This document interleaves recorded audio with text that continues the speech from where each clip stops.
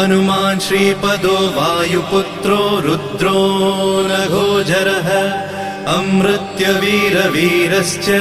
ग्रामवासो जनाश्रयः धनदो निर्गुणः शूरो